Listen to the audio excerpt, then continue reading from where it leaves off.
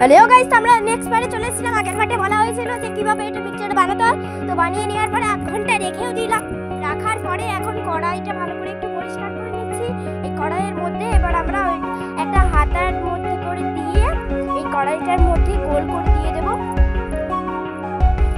তোমরা কিন্তু অবশ্যই 1 ঘন্টা রাখবে। দেখো এবার আমরা ভালো করে গোল করে দিয়ে দিচ্ছি কড়াইয়ের মধ্যে।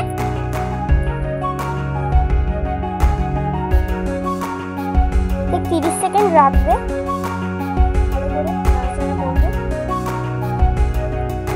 30 সেকেন্ড রাখা হয়ে গেছে। এবার একটু খুন্তি দিয়ে আমরা এটা নামিয়ে নিচ্ছি। তারপর এর মধ্যে